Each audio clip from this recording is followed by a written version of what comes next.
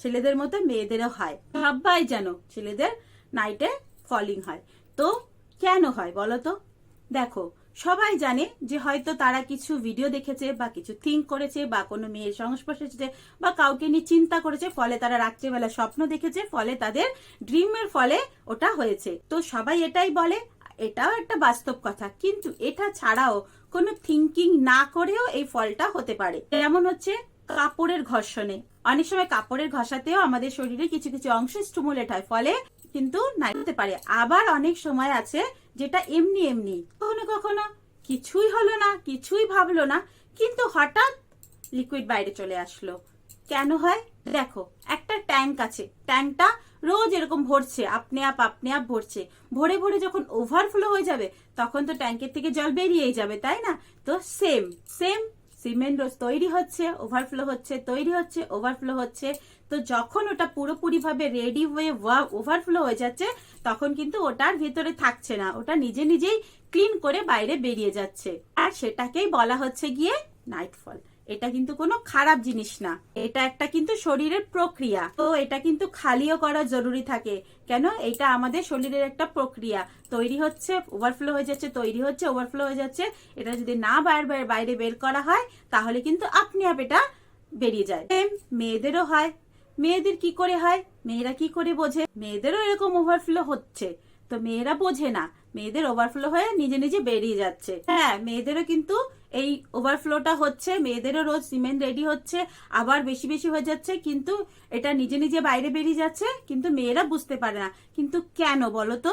মেয়েদের যে গর্ভাশয় আছে ওটা রোজ সাফাই হয়, ওর মধ্যে থেকে একটা লিকুইড বেরোয়, যেটা আমাদের ভি এর মাধ্যমে বাইরে বেরিয়ে যায় অটোমেটিক্যালি। ওটা আমরা কখনো থামাতেও পারি না, আবার কখনো বাইরেও বের করতে পারি না। ওটা আমাদের শরীরের একটা প্রক্রিয়া, নিজে নিজে তৈরি হচ্ছে, নিজে নিজে ক্লিন করে নিজে নিজে বাইরে বেরিয়ে যাচ্ছে। মেয়েদের ডিসচার্জ সব সময় হচ্ছে, হালকা চিপচিপা হচ্ছে, কখনো গাঢ় হচ্ছে, কখনো ডার্ক হচ্ছে। মেয়েদের ডিসচার্জ সব সময় হচ্ছে, ওর সাথে সাথে ট্রান্সপারেন্ট কালারের একটা হালকা লিকুইড একসাথে বেরিয়ে যাচ্ছে। কখনো কখনো ওটা ট্রান্সপারেন্টও হতে পারে, আবার কখনো কখনো ওটা একটু হালকা গাঢ় হোয়াইটও হতে পারে। কেন কি একসাথে দুটো জিনিস বেরোচ্ছে বলে কখনো এটাকে আলাদাভাবে ধরা যায় না, আর মেয়েরা কখনো বুঝতেও পারে না কখন বেরোচ্ছে। অনেক মেয়েরা বলবে আমাদের তো সব সময় হয়, দিনে হয়, রাতে হয়।